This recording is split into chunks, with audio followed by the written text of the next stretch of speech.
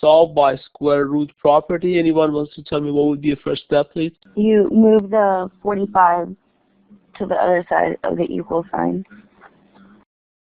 So you subtract 45 from both sides. Very good.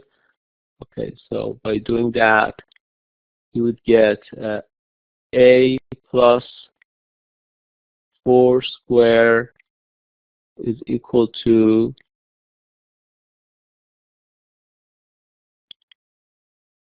minus 45, right? Right. Minus 45. And then you square both sides.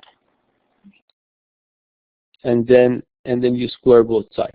Since we're looking for any solution, right away we can tell we don't get any real solution now, right?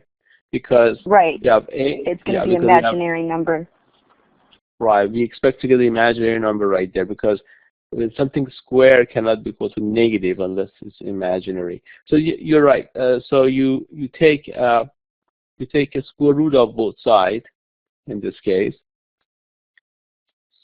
So on the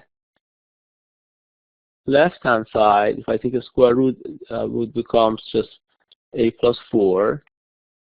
On the right-hand side, don't forget that plus and minus would be plus and minus the square root of minus 45.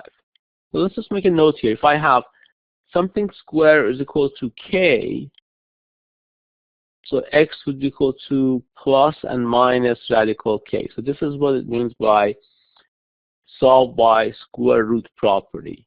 That's all it means. So in this case, a would be equal to negative 4 plus and minus square root of minus 45. Can I simplify that? 45, square root of 45? Yes, 9 times 5. Very good. That would be 9 times 5. So a would be equal to minus 4 plus and minus. I'm going to move this minus 1 and write it as I. So it would be a is equal to minus 4 plus and minus. So this would be 3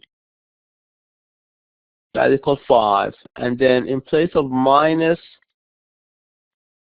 1 or square root of minus 1, I'm going to write I. Remember, square root of minus 1 is equal to I. Very good. So this is our answer.